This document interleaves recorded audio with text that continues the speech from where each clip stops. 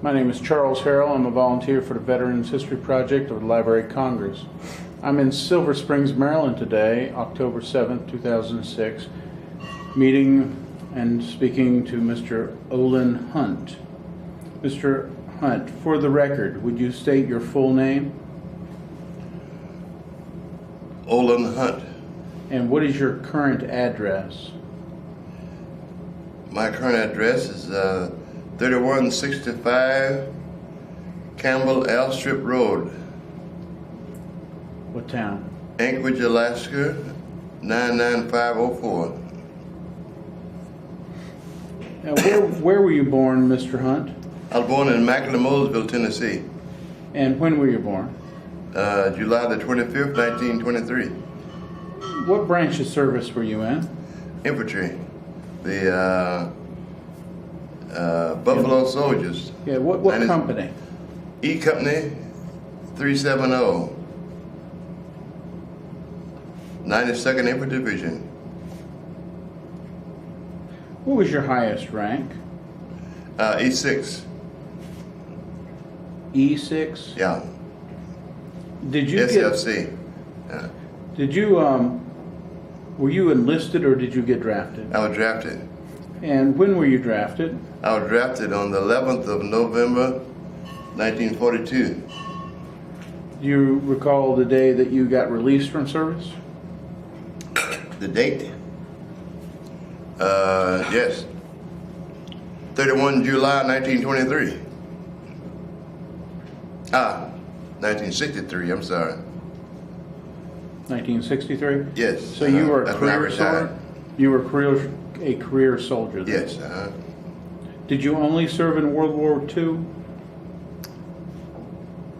Yeah, I was in the service all through the other instruments, but I went back to Europe. I went to Germany. I went to France, and after the war, I stayed in the United States for 90 days, and then I went to France for 1 year, and then I visited in England. This is when they're setting up the occupation force in Germany, and we had to ship food and supplies from those particular countries. And then I went to Germany, and I stayed in Germany about 11 years in Germany. During World War II, what theater of operations were you in? I was in Italy. Were you ever a prisoner of war? No. Were you ever wounded or injured? Yes, I got my leg wounded. The explosion of a gas stove tank exploded. And which leg? My left leg. Did you win any special service awards? Well, During World War II? yeah, in World War II, yes, I combat infantryman badge and the regular normal. Victory Medal? Yeah, right. Okay. Uh-huh. I'd like to start by going back in history some and asking you about growing up. Do you recall any information about how your life was during the Great Depression? You mean back in the 30s, more or less, when I was? I remember that as far as I'm concerned, but I definitely was. I mean, what I'm trying to say is that my mother and father owned 2 farms, and we raised most of our food, and we had 3 meals a day was no problem. Was this in Tennessee? Yes, and it was What type of farming did they do? farming. Oh, they raised corn, cotton, and raised vegetables and potatoes. And What were their names? my father's name was Saint Hunt. My mother was named Mattie V. Hunt. And were they from Tennessee also? Yes. As a kid, were you an outdoor type of kid or more of a town type of kid? Oh yeah, I used to go out, go out and play and so forth. And when I got large enough, I used to walk around the town, with friends and so forth and things of this nature. Who was your best friend growing up? Oh, I had several school friends as far as I'm concerned. Some of them with my cousin, and I had one friend by the name of Discharged. He passed away, and of course we wasn't relatives or anything like that. And to tell you the truth, all the boys around there in that town was my friend, and we all got along together. And how was the race situation in Tennessee in the 1930s when you were a kid? Well, that's what I'm starting to say now. Our farm was next farm to beside a white person. His name was Ed Rogers, and sometime he and my father would exchange work, little jobs or something like that, that had to be done. And on Sundays when we came from church, I remember, because it's been so long, but anyway, I remember that we used to, we came to church, and he, his wife, and maybe a couple of kids would come over to our place and eat dinner and so forth and things like that. And then sometime there when when church was out, maybe another Sunday and so forth or whatnot, we do the same. We'd go over to their place and have dinner. And I remember that one time he told my father that he don't give a damn what nobody else says, but that concerned he was friends to anybody he wanted to be, yeah. And he preferred to prove it. I mean, that they was friends and so forth, but. To my knowledge, most of the people in that area, cause most of them had farms joining another white person or something like that, and they all seemed to got along. I never heard of no incident where something really happened where the people got it was because of a race or anything like that. Although there was kind of a race deal because we went to a separate school, as far as I'm concerned. Tell me about going to your school. Did you enjoy school? Oh yeah. Were you good at one thing? Yes, I was. What were you good at? As a matter of fact, I won the first prize in my 8th grade on a speaking contest. Every year the 7th grade and the 8th grade had to make a speech, would go and write it somewhere or get somebody to help them write it, and they bring it in, they make that speech, and they give them prizes for it. And I'll never forget, on my 7th year, my sister, she won the first prize on her speech, and I won the second. The next year, I won the first prize on my speech, and the title of that speech was How to Progress. What was it again? The title of it was How to Progress. How to Progress. How to Progress, yeah. Wow. And I remember that. I remember that speech from that day on up to the day. Did your family have trouble with money during the Great Depression? Well, they let's say like this, they didn't have no money where they had to go and try to borrow some or something like that. It was the fact that most of the families around there lived in that same area, same level. They raised their food and so forth, and they, more or less ate 3 meals a day, and they were able to buy clothes and so forth because they used to sell, some of the items like the cotton and stuff that they had on the farm. So you never really went hungry? No, never hungry. Did you get to go anywhere? Did you have a car? No, I wasn't old enough.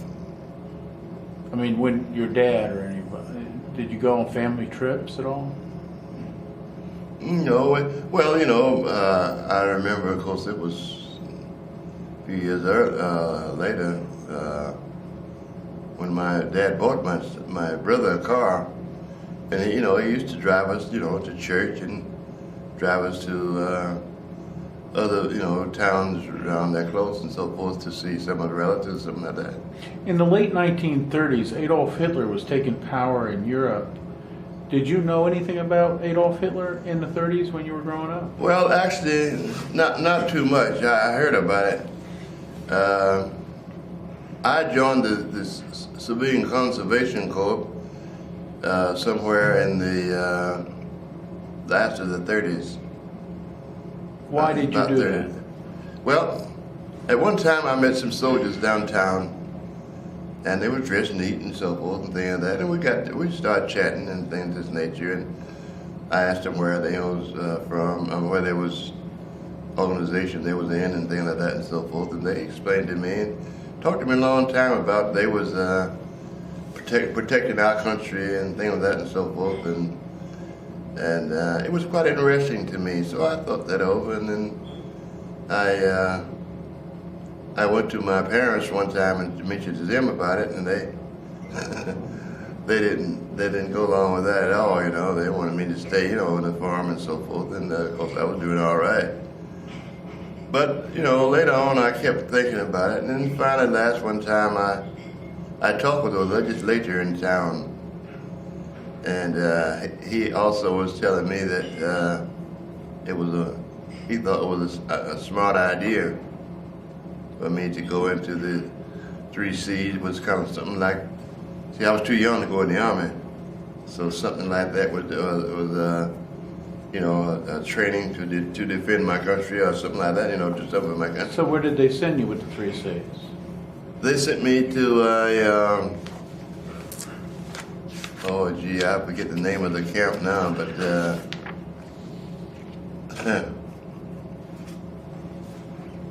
Was it in Tennessee?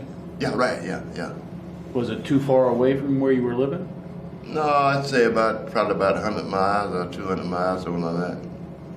What was your job? Well, what the 3 C's was, they had a lot of career fields, and this was in all states in the United States. Yeah. And you could choose a career field and so forth, and then if you're successful at it, then you would, proceed with it and so forth, and you work with it when you get out. So which career field did you choose? Well, first of all, when you go in, let me say this first of all, you have to, like medical instructor and train, you had to do that.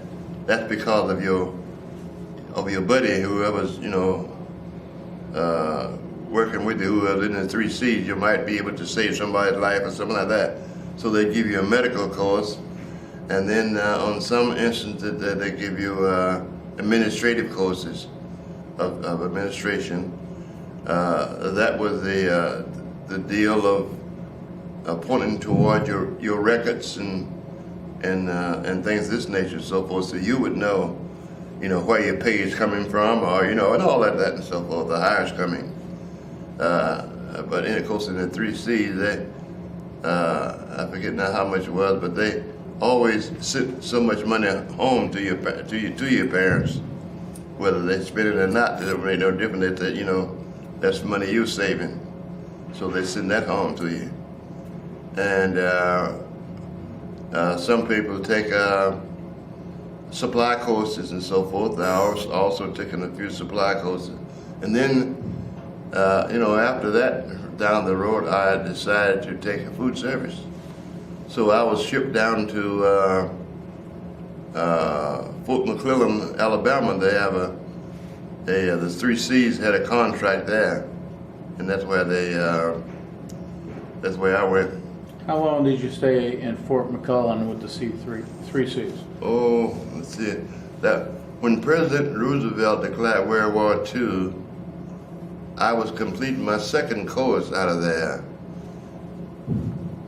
And I'm trying, I don't remember exactly to the date as to. That was in December of 41. Were you in there for a year? No, I mean, yeah. No, it wasn't a year. It was, I'm thinking in terms of 6 months or something like that. for each course.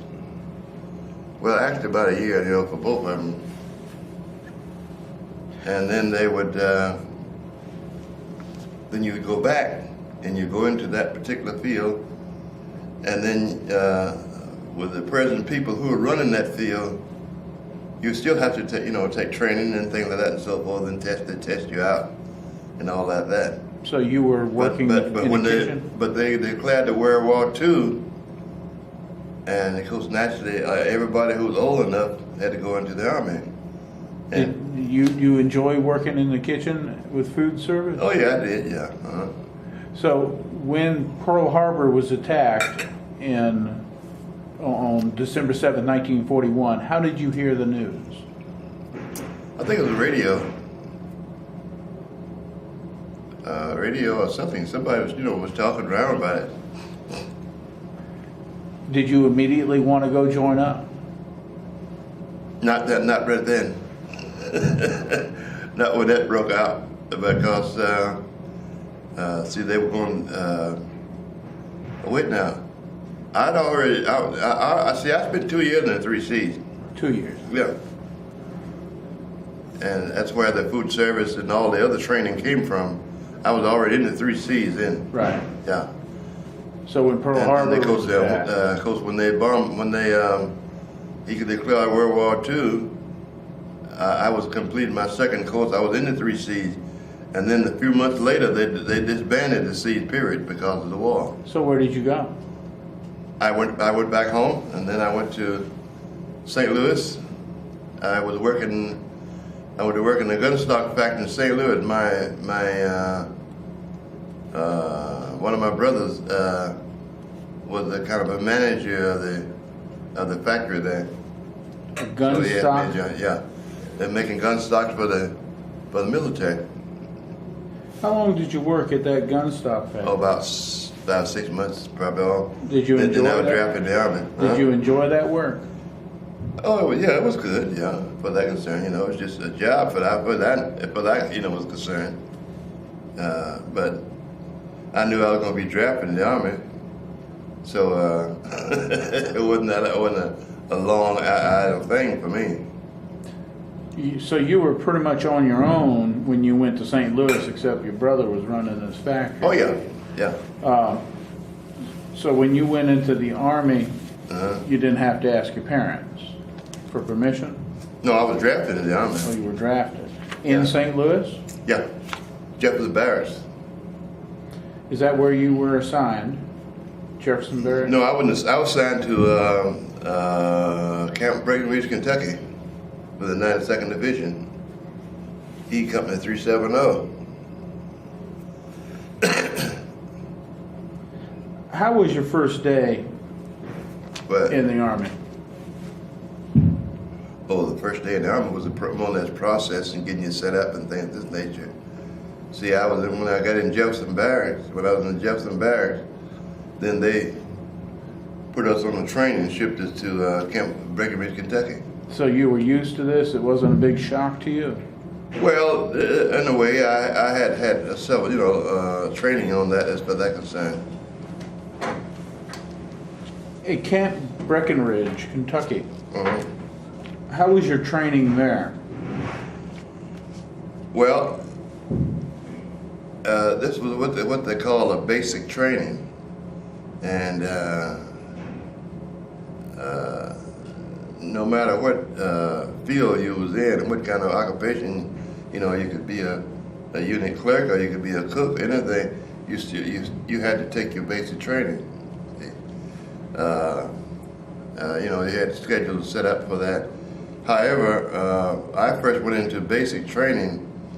I wasn't in food service at that time because they didn't know, I guess they didn't know about my record as to what I was in, So I was just regularly taking the basic training, As a combat infantryman? Right, yeah. And then when they found it out, I remember correctly, they called me in and talked with me about it and so forth, and they put me in the mess hall, kitchen. So you went into the kitchen? Yeah. Mm-hmm. How long did you stay in the kitchen at Camp Breckinridge? Well, Off and on, I was continuously all the time we were there. But they had schedules for your basic training, and they had schedules for your kitchen. How long did you keep in Camp Breckinridge before you were shipped somewhere else? Oh, I would say let's see, November. I was drafted in November 42. It was almost, I think it was almost a year before we went to before we went to Arizona. So you went to Camp Breckinridge, Kentucky, right. And we're taking basic there. And in Arizona, where were you? Arizona, we went to Fort Wachutca, Arizona. How was life at Fort Wachutca? Fort Wachutca? Yeah, Chuka. Yeah. Well, all it was hard training as far as that concerned. And then, of course, it was the weather was pretty warm there. Were you still working in the kitchen? Yeah, right. Yeah. But you were also in the field. All right. Oh, yeah. Yeah. Tell me about the problems that you had to work with when you were in the field as an infantryman.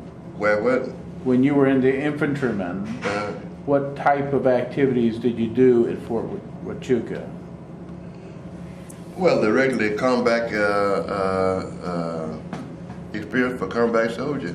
Did you get promoted? You get the training of being on the front line and things like that. Were you promoted at any time? Oh yes. I don't remember just exactly when, how, but I got my regular promotions.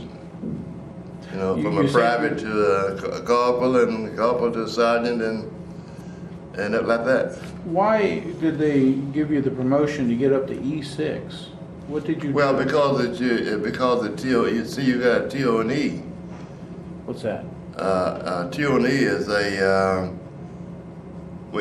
every section has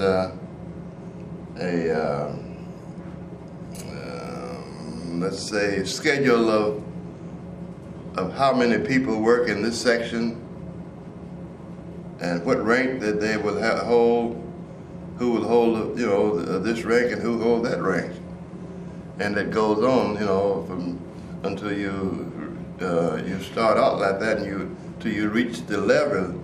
See, there's a level where it cuts off the ranks. Was there anything that was kind of funny that happened at that camp? Where? Camp Breckinridge? No, Wachutca. Well, I got my leg burnt just before we got shipped out for overseas. We had an explosion stove and so forth, and we were going on maneuvers. And the stove blew up, and I got my leg burnt. What happened? I mean, it blew up? It blew up. See, we had 4 stoves. We were going on maneuvers, getting ready to go maneuvers, and we had 4 stoves. Had them sitting outside of the building, heating water. And one of them exploded, and when it exploded, it kind of threw the others off, I guess, and so forth. And I run out there and try to put it, was going to cut them off and all that stuff. And it blew up and so forth. But water and gas struck my foot and so forth. So down I went, Did you miss the maneuvers? I missed that maneuver, yeah, because I put in the hospital. Yeah. As the war continued, you weren't seeing combat. You were being held at Fort Wachutca. When did they send you out? No. I stayed there. I stayed in the hospital until till my leg got well enough to get out. However, at that time they were cutting orders for shipping overseas for combat, and the doctor said I couldn't go because my leg, and I wanted to go. So I got called my unit commander, and I called my battalion commander and had me come out. And we talked and so forth, and he talked to the doctor, and the doctor, he admitted that he had me cut off the orders, but he said that he was going to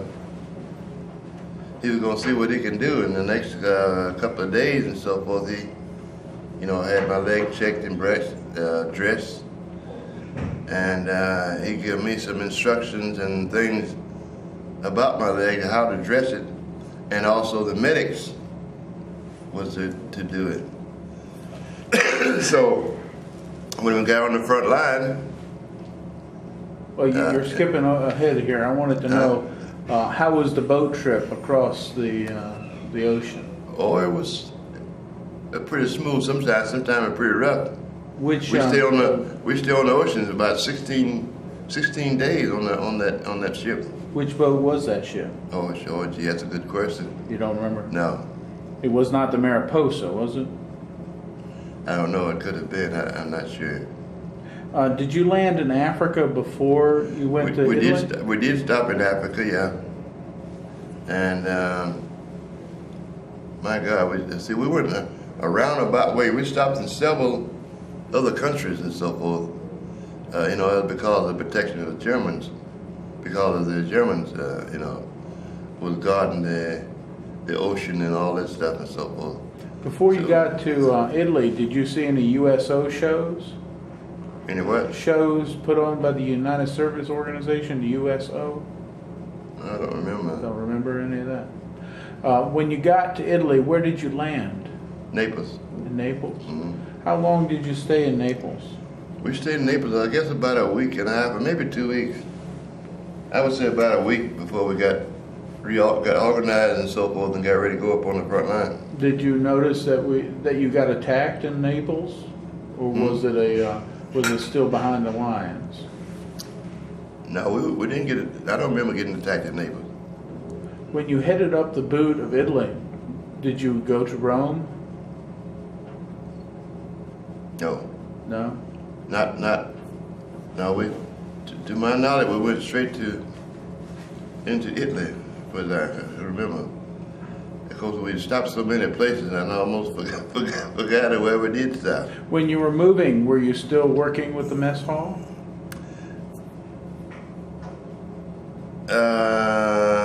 No, they had their crew, I think. I don't remember working in the mess hall on the ship. When you were moving up the boot of Italy, did you work with the mess cooks? No, that same ship, the ship took us into Naples. But after you got to Naples, I mean. After we got to Naples, then we got off and we went, and get our equipment and went to, what you call it, more or less a camp, and for organizing and getting ready for the front line. When did you first go to the front line? Do you remember? I couldn't give you the date or anything like that. How did it feel, and what did you see when you got there? Well, anybody going to the front line, as far as that concerned, is kind of, shaky anyway. But especially when you started hearing bombs and things like that, and guns and something like that. But I don't think I was too afraid in way of speaking, because I was young and didn't know what it was all about. Because don't get me wrong, your soul found out real fast when they started shooting at you. Yeah. When did you first, or how did you feel when you first realized they were shooting at you? I tell you the truth, I felt so scared. And whenever they were shooting at me, I tried to take cover as much as I could. Did you shoot back? Myself. In some cases, yeah. I remember one case where in there we shot back at some Germans, but first of all, we thought they were Americans. And we shot at them as far as that concerned, and we could see one of the person pulling, I guess call himself pulling one to the safety and so forth. But I hope to God he didn't die, as far as I'm concerned, But, Do you think you hit a German? Yeah. Sure. It must have hurt. Yeah. And, but all through the war, as far as I'm concerned, you're going to find if a person say he wasn't afraid up there and so forth, I don't think he's a normal person. Because everybody, is afraid because, you don't, every shell come over, you don't know if it's yours or not. and every bullet is fired, you know, whether it's yours or not. That concern, you know, a lot of time. What type of weapon did you use? M1 rifle. Yeah. Did you use any grenades at any time? No, I didn't use any and so forth, but you know, we did have grenades there. Was there any time that you ran low on supplies or ammunition? No, not that I know of there as far as ammunition and supplies, as I can remember. Can you describe the most nerve-wracking day in combat for you? I can't describe because there was a lot of them. Please believe me, it was a lot of them. Was there any time when you saw something happen that seemed totally stupid to you?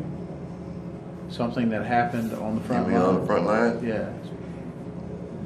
No, I think that you know, I feel like you know, the average person, that I don't think that, you know, a person should be, you know, shot and killed for that concern. But on the other hand, you're trying to protect something. Either you're going to protect something that's going to hurt, you're going to get killed yourself. So you want to protect yourself for that concern. And of course, naturally, you're protecting your country. But I can't quite say it was stupid because the enemy, one thing I will say, the Germans had a good army. Please believe me, I know I fought them. It did. What do you mean have a good army? I mean, they would fight you until the end. But that concern, you know, they didn't give up so fast when you was actually, you know, fighting them. Yeah, they would, and of course, we had, you know, several guys that run into hand-to-hand fight with the Germans also. Did you get into any? I didn't get into that, no. Glad I didn't. Yeah, I never forget the guy named Point Jones. He lived in, I think, from Virginia. But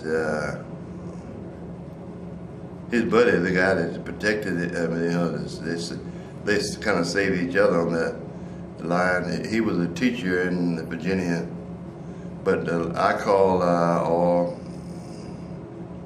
few years ago and so forth, but he had passed away. And the guy, the wife said she didn't know how to contact the other guy, Point Jones. He probably passed away too. Yeah. Did you ever go into Pisa, Italy? Uh-huh. How was the fighting there?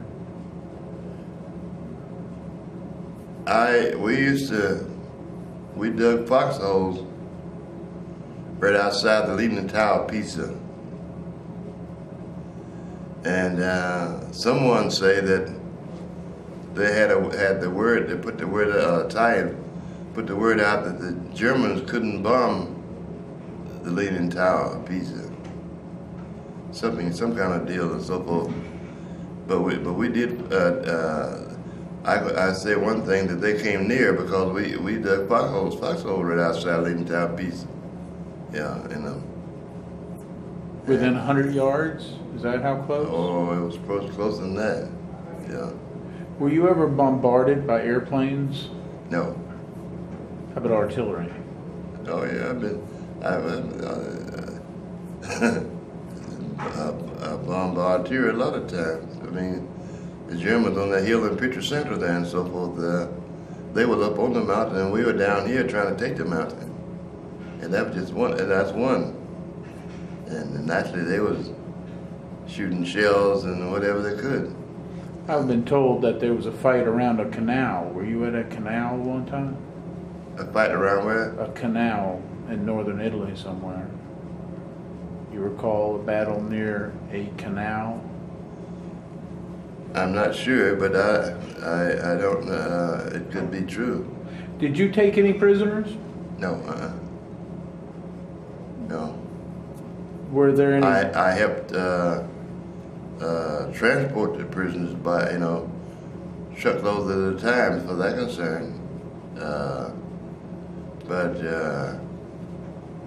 you see what we did when we did start taking prisoners, German prisoners, we had convoys of trucks to take them back. Did you get to talk to any of these prisoners? Well, at that time, I really couldn't speak their language. So the one that I tried talking with, you know, he didn't understand me, and I didn't understand him in a way of speaking, because the German was still kind of excited too about the war, you know. So that's the way it was. How about the Italians, the civilians? How did they treat you as an American? Good. Real good. As a matter of fact, during the war, sometime when we was, you know, we was on a break or something like that, they'd come up and, because we had to, you know, just give them a little food and so forth. They come up and help, you know, help work around the tents and so forth and things like that. Washing pot and pan and so forth and things like that. And we give them a little food. Yeah. Did you make any friends of these Italians where you got to actually know them, like on a daily basis? Yeah. Of course, I've forgotten them now, as far as I'm concerned, mostly. But we had a lot of friends we met downtown, you know, kind of after the war and so forth also. How about the women over there in Italy? Yeah, we met some women also. Yeah. Yeah. Did they treat you all different, the civilians, than they did the white soldiers? No, as far as I know, they didn't. They may have. How was your? May have been in some instances, in some cases, but I don't. Not to my knowledge. Not to my knowledge, you know, way of speaking. How was your opinion and feeling that you were being treated one way or another by our own army, being a black man in the army versus a white man? Well, actually, with my training, I mean, when I was, you know, kind of like when I was raised up, it didn't. I mean, yeah, sure. I knew, you know, something was wrong, as far as I'm concerned, way of speaking, or rather, thought it was wrong, but in my associating and coordinate with the let's say more or less the white kids and so forth and things like that, you know, we played together in some cases, and it didn't. Probably I wasn't old enough to realize, you know, what the score was along those lines. How about when you were in the Army? But when I was in the Army, you know, I followed the training that my parents had taught me. And all through the Army, my whole 21 years, got along with everybody. I didn't hate nobody, nobody didn't hate me, that I know of. Yeah. See, that I was taught that from my home training. Once a month, we had a family meeting, and every meeting we had, the first instruction was either my dad or my mom would say, no matter who you meet, no matter where they're from, or no matter where they're going, no matter what color they are, black or white or whatnot, no matter how poor they are or how rich they are no better than you are, and you are no better than they are. And you treat them as a human being. Everybody's created by God. And that's what they would preach the beginning. That was the first thing of every meeting that we had. Then they would go along with the other, you know, other things that they had. And I, you know, basically followed that rule all into the 3 C's, the Army, and everywhere, you know. You know, and they, you know, it gives me the idea, you know, more or less, if you're, you know, you're a sensible person and so forth, things like that, you know. How did you entertain yourself as a soldier? How do you mean? When you had time off, what did you do when you were overseas? Oh, sometimes I go out on pass sometimes. Sometimes I go to the movies. Maybe sometime I go to the club if there was a club set up, because a long time before we had clubs and things.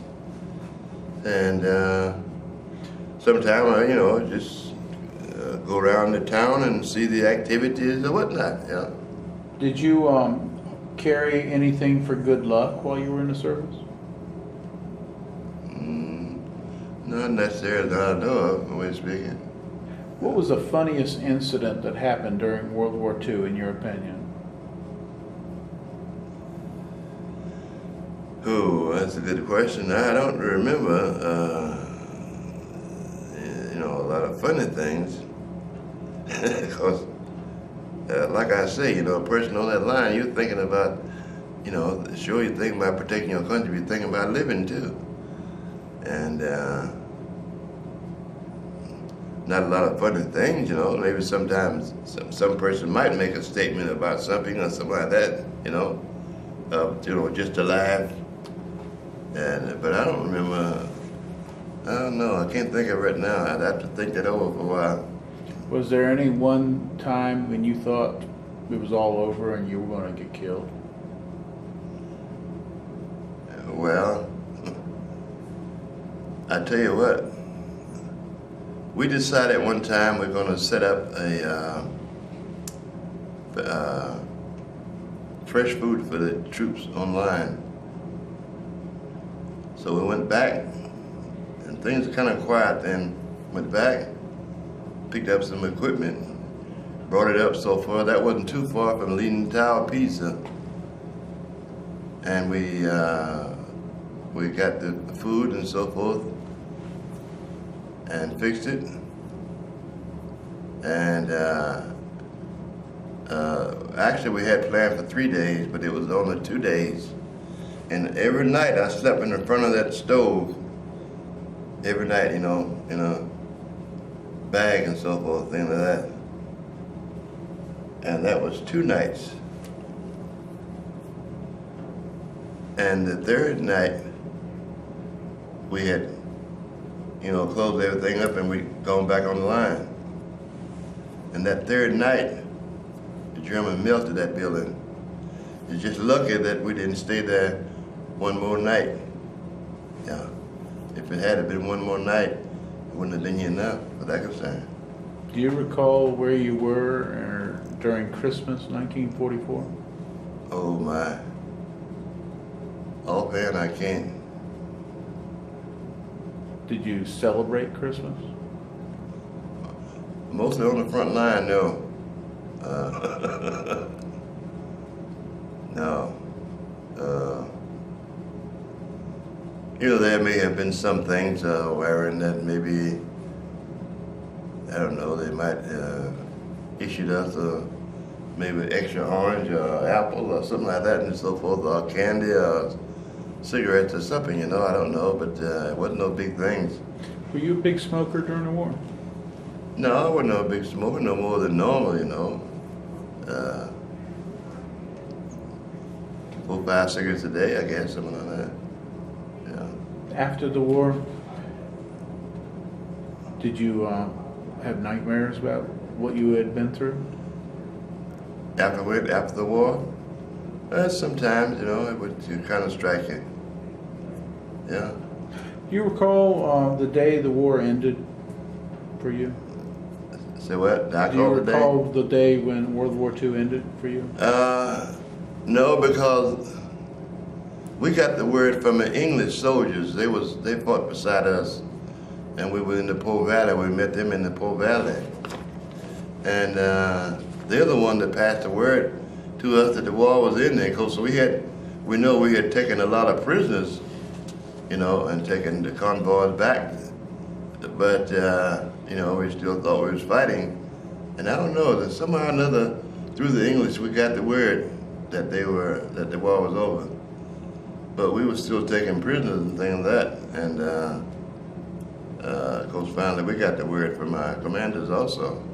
Were you still taking losses after even you heard that the war was over? Taking what? Were there still people getting wounded or killed? Oh yeah, there's some here and there and so forth when they said it was over. Yeah. after the war was over in Europe, some people thought they may go to Pacific. Did that ever come to your mind? Yeah, because at one time we were going to Pacific. No, we was training, and we were supposed to come back to the States for a few days. I just remember not how many days, but anyway, and then we were supposed to go to Japan. Then, but when the president dropped that bomb, that kind of cleaned everything up. President Truman. Yeah. Do you fault President Truman for using the atomic weapon? Do I fault him? No. Or do you think he did the right thing? Well, I think so. Of course, in a way of speaking, I was, I guess, too young a guy to really, figure out things like that and so forth. And of course, I've been through the war anyway. It was still scared in the way of speaking. Never know when you had to go over there. So, but anyway, they bombed it and so forth. I don't know whether they did the right thing or not. I'm just afraid to say. How did the military affect your future life? Your time in, at least, World War II. How did your experiences affect your future life? I don't quite follow you when you say future life. When they say what you did after the war. How did it affect you? Well, after the war, of course we stayed in Italy for a long time because they were deciding as to whether we wanted to be the combat, the occupational or not. And so we stayed there quite a while. But I was glad it was over because the point was that I was ready to come home. But I don't think a heck of a lot of affections as far as I'm concerned. Whether you mean whether I was scared or whether I wasn't scared or whatnot. How about after the war? Did you ever consider leaving the military at all? Oh, I thought about it, but I changed my mind. My son is 12 years old, and he looks back at your generation as a generation that fought to keep us free. Right. If you had any suggestions about him doing the same thing, what advice would you give a son who's your hero here? Does he seem like going to service? He seems to be, but he didn't see war like you did. Yeah. Well, if he feel like he's going, see, it is, in a way of speaking, every person on this earth in the United States, to my belief, is supposed to support their country. Whether a guy has a dishwashing job or whether he has a janiting job, working for somebody, he's supporting that country. Somebody getting somebody service to support that country. Now, everybody, to my knowledge, is supposed to be people that coordinate and help people, on earth here. In other words, people are supposed to help each other and all this stuff and so forth. But I think if your son has an idea of going into service, sure. I would say yes. As you look back on your military service in World War II, yeah. Do you have any regrets? No.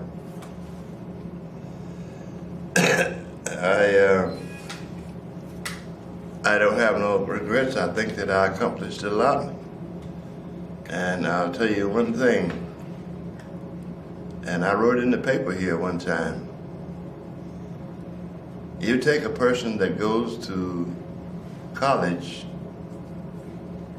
and never go in the army for 20 years, and you take a person that goes into the military and stay for 20 years. That military person is traveling around into various countries and so forth and things like that. And that person in college is sitting there studying things about other countries and things like that. You don't go there, you just study about it, read about it, and so forth and things like that. So now, I think the old soldier, 20 years, has a better knowledge